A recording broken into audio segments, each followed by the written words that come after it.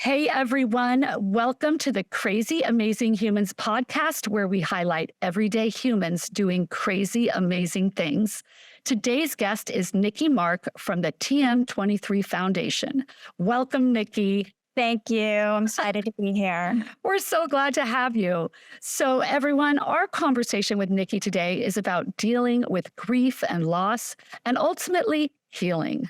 I'm Katrina Carlson. And I'm Jefferson Denham. We want to thank you so much for joining us from wherever you are. And we believe it is more important than ever to stay positive, stay active, and stay connected. No truer words, Jefferson. And we're so glad you all have joined us today. Thank you. Nikki Mark has a powerful story to share, so let's get right to it. Right. We always want to express how much we truly appreciate you. And we want to remind you, and all three of us are going to say it together, that you are crazy amazing. I want you to feel, I want you to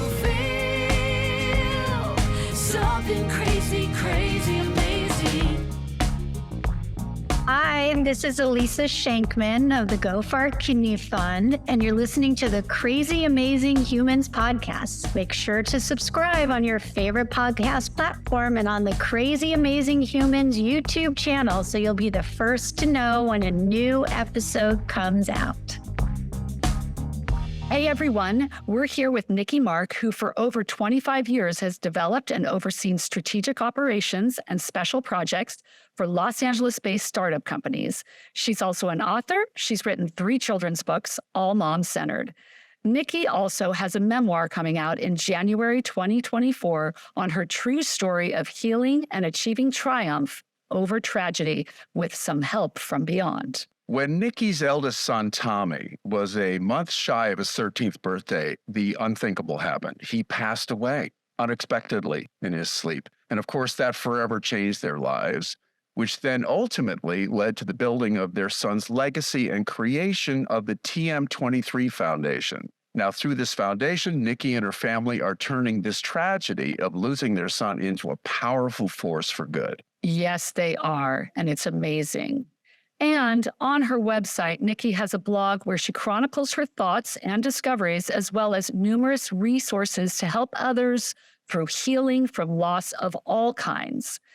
Nikki Mark, it's so awesome to have you here on the Crazy Amazing Humans podcast. Thank you so much. I'm excited to talk to you both. Yay. We are too, for sure. So, Nikki, we'd like to give you the floor right off the top so that you can make a call as to where you'd like to start sharing your story with us. My story really begins on April 17th, 2018. I went to wake my son up, and he was not a kid I ever had to wake up, and he was gone.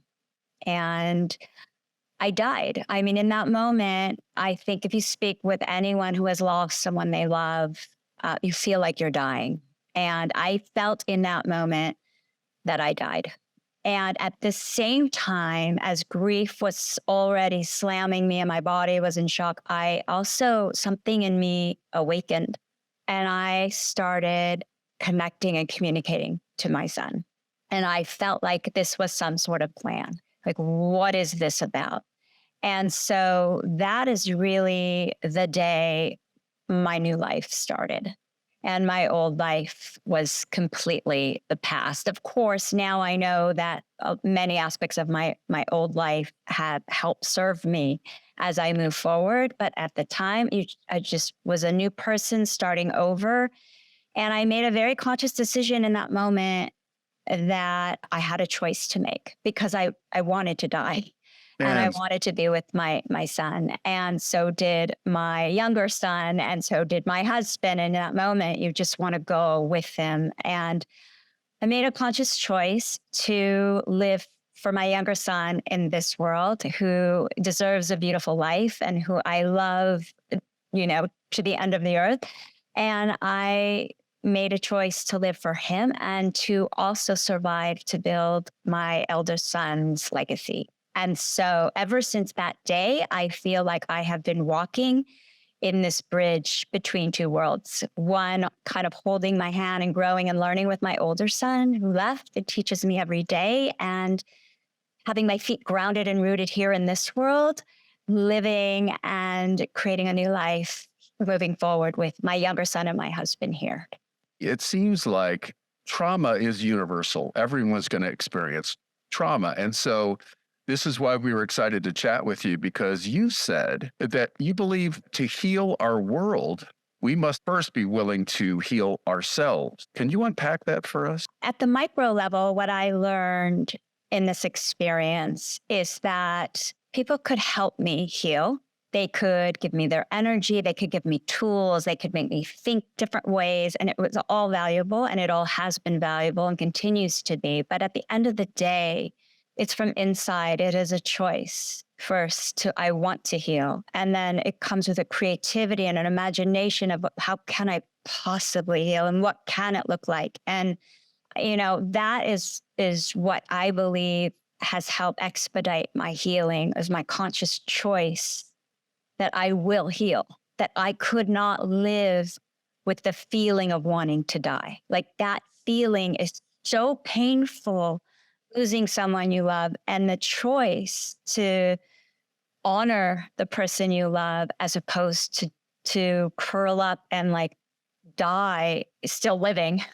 That doesn't benefit anybody. And so that's kind of the inside outside approach. But on a macro level, as I was building my son's legacy, an athletic field in a public park here in Los Angeles, we encountered numerous obstacles. And every time I hit another wall, I asked myself, what is this about me?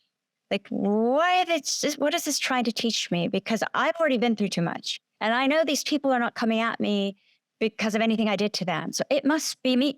And then I started to figure out, the more I'm healing myself, the more I'm progressing on reaching my goal with building his legacy. It became intertwined. And so my whole brain was frozen after my son left for a good couple years. And I was forced to just work and move forward with my heart, which was broken, but it was open. And so I had to move forward with my heart, and a heart-based living is what I had to learn. And it really taught me how to look at different obstacles in different ways. And when I would turn on the news, my heart said, we're not watching that. This is not good for you right now. And I could not put myself in certain situations that were negative, that were overly stimulating. And so what I've learned is, if we don't like the news that's on the television, well, we don't have to tune into that news. And also we can recreate the news. So, I try to do good things every day. I believe the more of us who consciously choose to just give a little more love into the world and just be a little bit kinder, that's how we shift our outside world. We can't expect our government, our doctor, everybody else to fix us. Actually have to fix ourselves in order to fix or heal our world. And we start small with ourselves and our family and our community, and it builds out and one by one by one.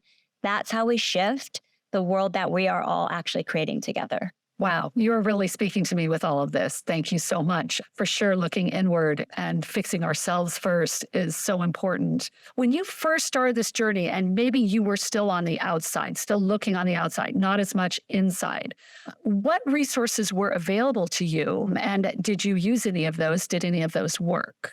So I had no tools.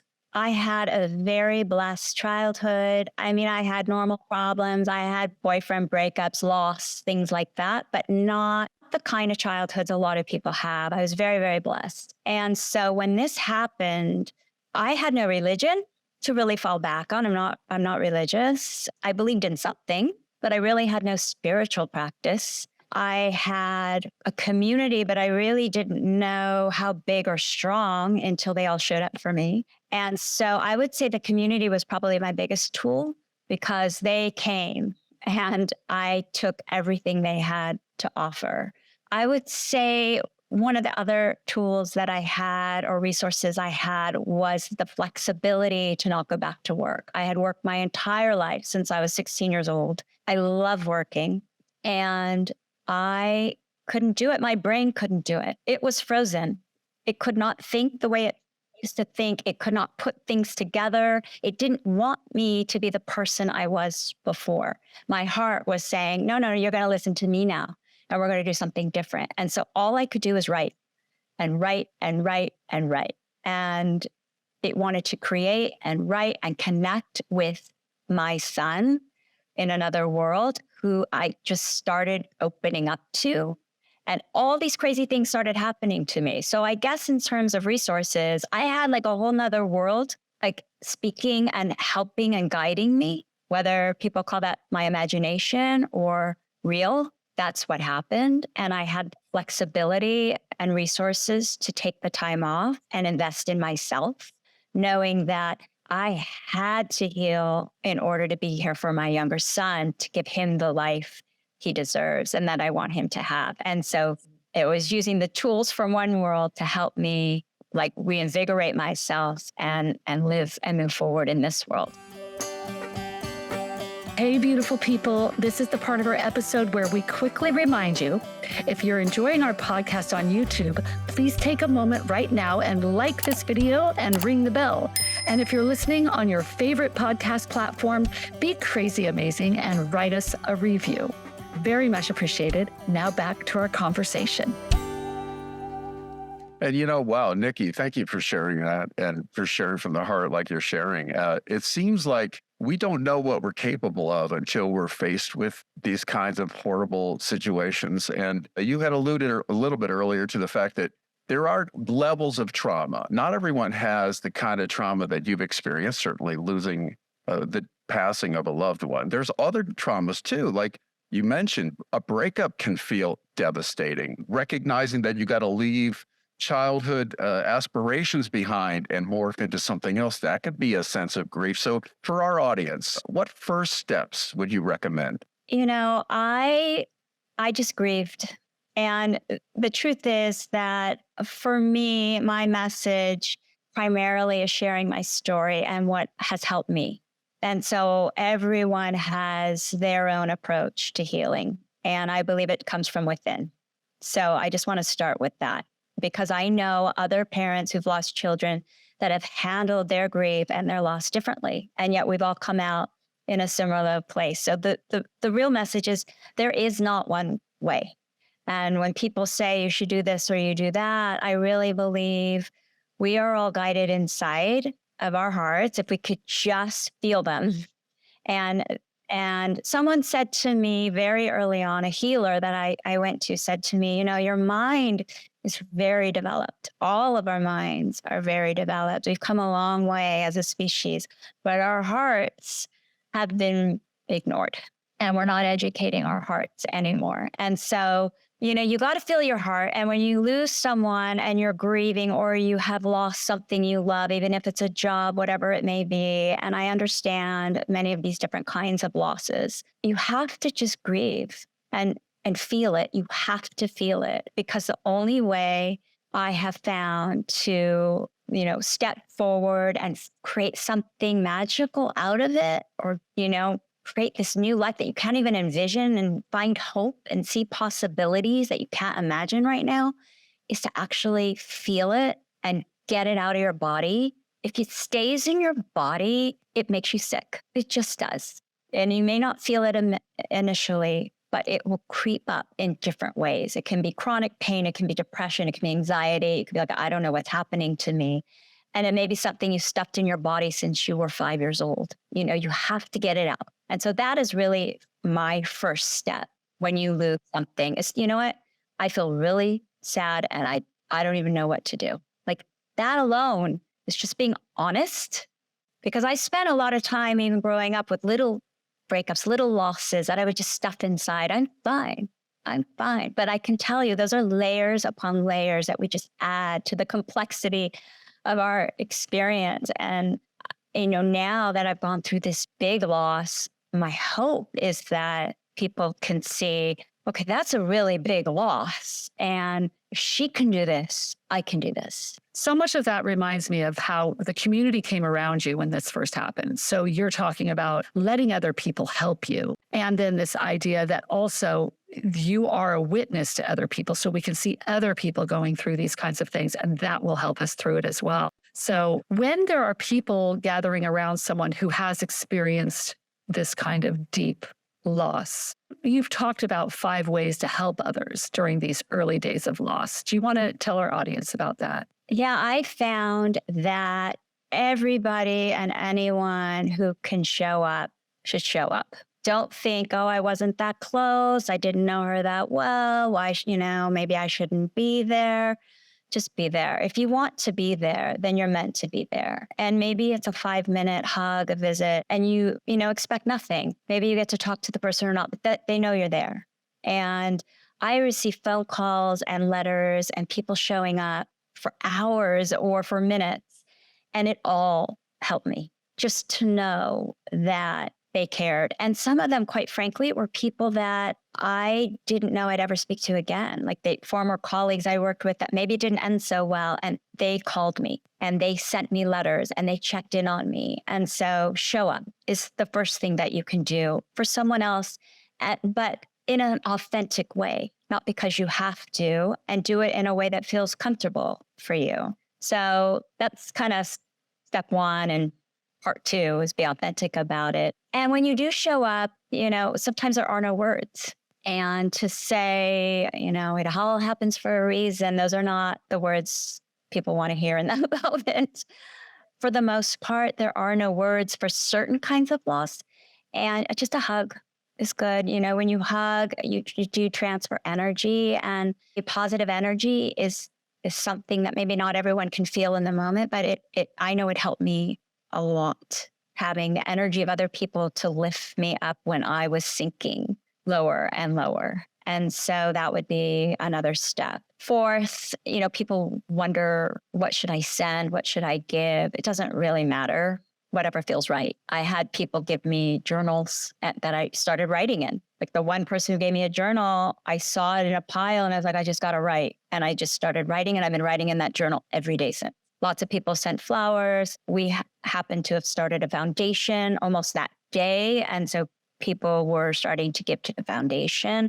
Whatever feels right. And obviously be guided by the person who had the loss. And so, last but not least, and probably most important, is when you do show up, and maybe forever for the rest of their lives, depending on the type of loss, you talk about the person they lost, because it brings up the memory. It keeps you connected. It means so much to the person who lost a loved one, whether it's a spouse or a child or even a parent. The memories are what help keep them alive, and the love never dies. And when people show up but they don't talk about the person they love, it's extremely difficult. But if you talk about them for just 2 minutes, then you can talk about anything else. Like everything's fine, but that loss is ingrained. It is in that person. It is in me for my lifetime. But when you talk about my son, it's just a little reference or just a little memory, or I had a thought. Oh, that makes me feel so good. And then I can talk about anything you want to talk about. I love that, Nikki. What helpful advice, because when you're thinking about someone who's dealing with grief, you almost think, should I not mention it? And that's really lovely to hear that that's healthy to do. Now, here's a follow-up to this. So for those of us who are trying to be helpful and comfort a friend, there's some things that are just completely wrong to say. Oh, I know exactly how you feel. Or why can't you just get over it? Or you've been grieving long enough. I'm sure you've heard all of this stuff. So can you advise us who are trying to be helpful? What are some pitfalls and what would be most helpful? I mean, the first one that comes to mind for anyone who's lost someone they love is the how are you? I know it's just something that we say, it's a habit. But even today, and it's 5 years later, when people say, how are you? I'm always like, oh, great.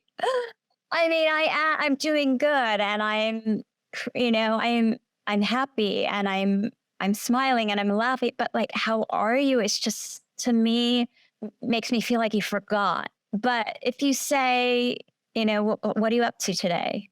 Or how's it going today? Or, you just keep it present and it's not so general, then it's fine. That particular question, I know, again, depending on the kind of loss, if it's the loss of your job or, maybe 5 years later, that question wouldn't bother you so much. But loss of a spouse or a child, it's tough. So that would be one. I've heard, other parents who've lost children, people will say, oh, well, God has his way and everything's meant to be. And yeah, that's not helpful. I get angry when I hear That's those. not helpful. I get angry. And you were saying, so there are people in faith communities that will try to get you past the grief too quickly. Oh, God won't cause you to suffer more than you can handle. Oh, really? You know what I mean? So those kinds of, I feel you, sister. I mean, I was never religious because it made me uncomfortable. And going into a temple, going into a church really didn't matter. I mean, I just felt uncomfortable and I never had a belief system and I was never forced to have one as a child. I will say, however, having gone through this, now I understand why people do practice religion. It gave me actually a lot of awareness, I guess, or empathy for those who do find religion so helpful. And for me, it's just community. Like, I don't know about what they're talking about, but it's the community and the place to go. I can see that is so valuable, and I appreciate that now. And like you said, everyone's going to process it differently. Not everyone's going to process it like you. I love that, so that you don't come along saying, hey, this is exactly what you need to do. I love you sharing your wisdom about this, so people are all going to have their own process. Yeah, I think people need to have permission to grieve and heal in their own way. I came from a startup world. All I know is how to create new things and find different ways to create something new that is meaningful to people, that they want, that they need before they don't even know they need it. And so when this happened, it was instinctual. I will find a way. I will find a way to survive for my younger son and connect with my older son. I will do the impossible, and I have the rest of my lifetime to try to achieve it. Well, I love what you're saying when you said you're going to start something new. And that is the perfect segue into what you did create. You created the TM23 Foundation in honor of your son, Tommy. Can you tell us about it?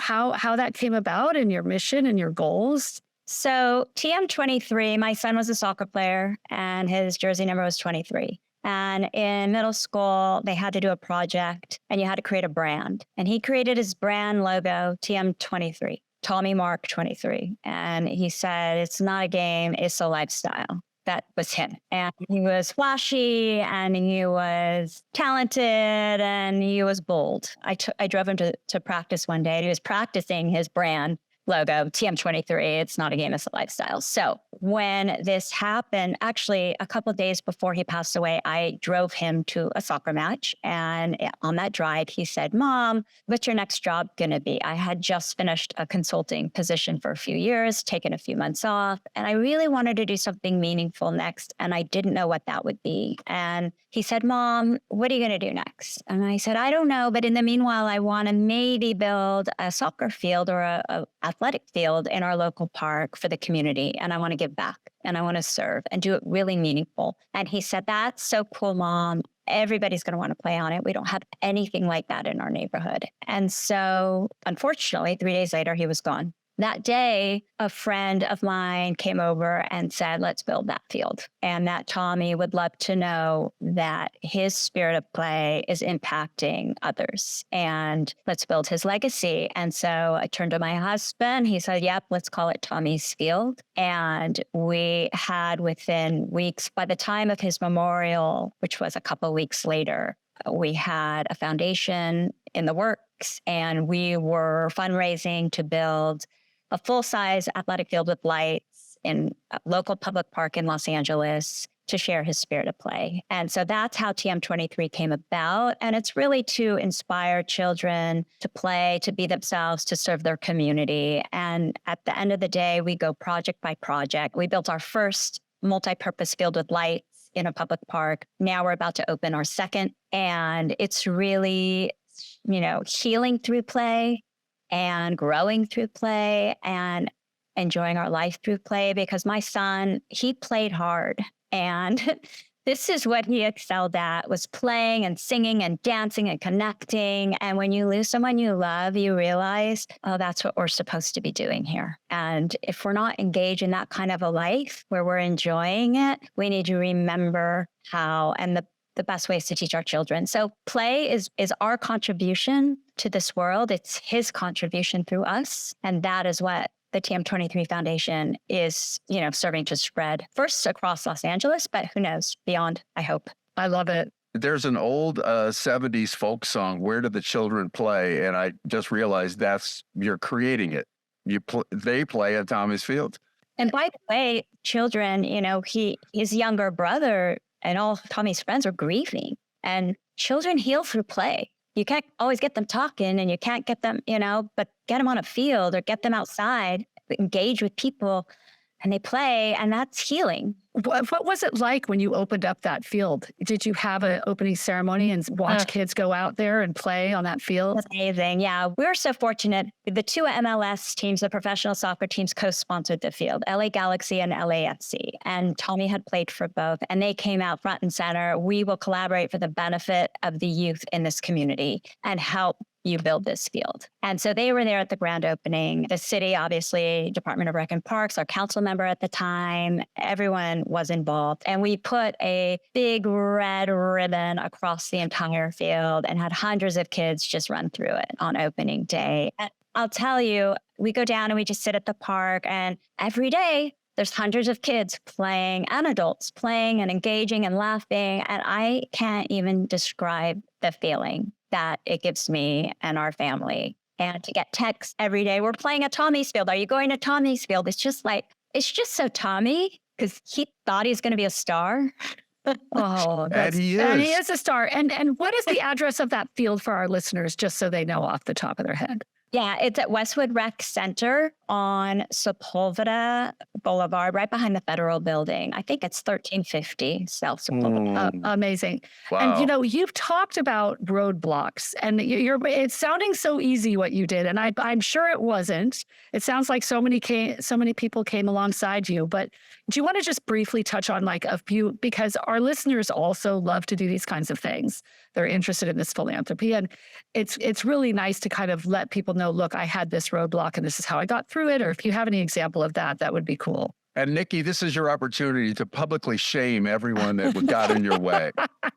Honestly, I was so heart-based. I couldn't even get mad at them. People around me were like, well, aren't you angry? I'm like, I can't. The old me would have been so different. And the new me was like, I don't understand, but nothing they say sticks to me. It was the strangest experience. It's continued to this day. But basically, it was a really tragic and beautiful process. Obviously tragic because the loss was horrendous, and beautiful in the sense that the community came out. It was a community effort to fundraise for this field. Thousands of donations, concerts, comedy shows. People came out and hosted different events to fundraise. There were lemonade stands. That was super beautiful. And we raised the money, and the city was for it. And then we had to go through a community process, like a typical, bureaucratic city process. And all of a sudden there were a couple dozen neighbors next to the park who didn't want it. And even though it was a dirt field with holes for over 20 years and sitting there empty, hard and dusty in the summer and muddy in the winter, they just didn't want it. They didn't want anything else. They didn't have another idea. And as much as I would sit with them and try and say, well, I'm sure we can come to an agreement. Nobody wants to be mean about this. Look at the circumstances. But it got nasty. And this is where the healing from the inside out comes in. Because every time it got nasty, I said to myself, what are they trying to teach me? This is not possible. This doesn't make any sense. And my brain was still frozen, but my heart was saying, oh no, this is us, Nikki. How do we want to move forward? And I was getting all this guidance and wisdom. Actually, the game of soccer started guiding me on terms of when to defend and when to attack. And I was so intrigued by everything that was going on inside of me that I could barely feel all of them outside of me. And so the healing from the inside out kind of philosophy, which I didn't even have words for at the time, are really what helped guide me through that process. And ultimately, we persevered. And it's funny because I recently had a dream and I get a lot of communications and knowledge in my dreams, which is a whole nother story. But in my dream, a teacher sat down with me and said, the reason that there are obstacles is not to make you quit. It's to help you learn how to persevere. Great wisdom. Was there something that you felt was the turning point that people then came together, and was it just kind of a long process, or was there anything that made the difference for these neighbors? Or Well, no, they just didn't want it. And it's sort of I think it's like our country. Some people just want to fight and sit down at the table and just figure it out. And so now I will tell you, I know because they have said it, this is the most amazing gift to the community. that's fantastic. Many of them do regret having fought us on it. Good. And that's enough for me. I have a follow-up here. So you had said that this new perspective that you're getting, that, you now are seeing the world through a completely different lens. Is that one of the most surprising things that you discovered? What is the most surprising thing that you discovered on this life journey? Yeah, I look at life through a completely different lens. And I believe there's much more than we know. And again, I was not a religious person or an overly spiritual person or a woo-woo person, but I can't deny the dreams I have. I can't deny the things I see now. I can't deny the thoughts that are not thoughts that drop into me, that guide me. And I find it magical. And that keeps me going. I'm like, I want to know more about this, because call it intuition or call it whatever it is. I feel like it's magical. And if there's a chance that I can connect with my son's spirit and continue growing, and if we're really doing this in the way that I sometimes feel we are, and I infuse this wisdom and knowledge into our world here, it seems kind of like a movement that I'm seeing more and more of, because people want to feel more and they want to enjoy their lives more. I mean, I'm all in. I think it's fun. I think it's fun too. I think you're a real witness to all of this and such an inspiration. The different lens sounds like such an important place to be looking at life through, basically through your heart. Would you say that that's what the lens is, kind of through love? It's through love. I mean, I look at it, this is the biggest lesson I think I've learned. Am I saying this or doing that out of fear or love? It's very simple. You ask yourself that question. Do I want to say this to my son here because I'm scared of something or because I love him? It completely changes what I say. It completely changes how I react. And, we forget we're human, but that is the biggest thing that I have learned. And to live a more heart-based life, I bring more heart-based people around me and I attract them. And now we're in it together. And, when people say, oh, people are just shitty, or, you know what, people are just terrible. I'm like, actually, that's not what I'm experiencing at all. And the old me might have thought that, but the new me, since my son left, I feel like there's a lot of really good people. We're just hurting and people need to heal from whatever they need to heal from. And then once they heal, start healing. It's healing maybe forever, but you start healing. You start bringing the right kinds of people around you. You start changing the world around you. And then again, one by one, we start to feel things shift on a bigger level. That's what I believe. I love it. And this has all been so amazing to hear. What are some of the books do you remember any of the books that you read that were impactful? So I start people who were like I used to be the way I started. I mean, I wanted to learn about life and death. That was all I wanted to learn about. What is this? I knew nothing about death, which I'm now learning. If you don't, you don't really know a lot about life. So wait, is there a book for learning about life and death? Okay, so I did not know any of these people. Elizabeth Kubler-Ross is back in the day, the woman who was all about life and death. And she's funny and her books are interesting. And they really made me think about, she sat with dying patients for most of her life, most of them children, and got to know a lot about the dying and what her belief system was. And she's a psychologist. She was of the real world. She wasn't like a woo-woo shaman or something. So then, I started with her, and then I went to the book, Many Lives, Many Masters. I don't know if you've read that one, by Brian Weiss. And those were the first two I started with. One was kind of a real world person, and one was a doctor a psychologist who basically figured out that we had like past lives. And he's like, what is all this stuff? What? And then I went from one to one to one, and then the mediums and the psychics and the, you find what resonates, you know what's true. All these people aren't crazy. To me, it was as foreign as people who build rocket ships. Like, I don't know how they do that either. So I started to just go down the rabbit hole and figure out, okay, where is my edge? What is too much for me? And I knew religious stuff was way too much for me. It had to be experiential. So those were the two I started with. Is there anything we haven't talked about so far that you would want to share with our audience? I think that for anyone who's spiritually curious, I would just welcome you to go to my website, nikkimark.com. You can see all the blog articles I release every week. They're just little stories that I have experienced, but they infuse a lot of the teachings and wisdom that I get into everyday stories, because my mission, or where I am most comfortable, is my feet firmly grounded in this world. This is the world I'm living in. But if I can infuse the wisdom and the practices that I'm learning into this world and make it more enjoyable, I want to share that with others in a real way. And so if you're spiritually curious, I would just encourage you to read some of the blogs, and if they interest you, get on the newsletter, and I send them out every week. So Nikki, if any of our audience wanted to come alongside your efforts with Tommy's Field, or any additional Tommy's Fields that you want to create, how could they do that? TM23foundation.org is our website, and we fundraise per project. We just finished our second field, and we're having a tournament, our first tournament on Tommy's Field on May 14th, on what would be his 18th birthday.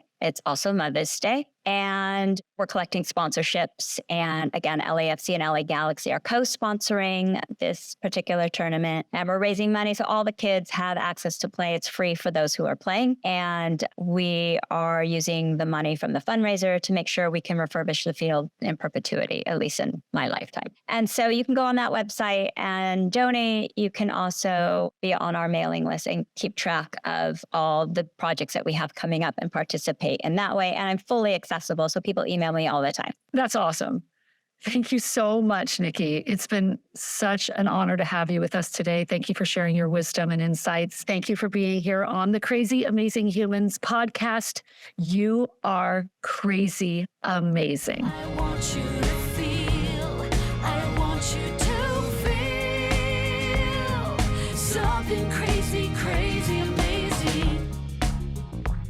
Hey, so that's our show for today. A huge thank you to Nikki Mark for sharing her story and giving us such wonderful insights in regards to processing grief and loss, and ultimately healing.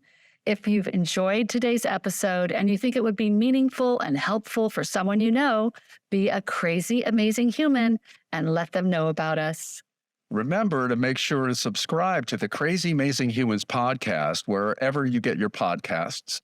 We've also filmed the podcasts, so you can check us out on the Crazy Amazing Humans YouTube channel. Make sure and leave comments. We love to hear what you're thinking. Yes, we do. And most of all, we want to make sure to thank you for being with us today. Remember that every little kindness has the potential to create crazy, amazing human experiences, one person at a time.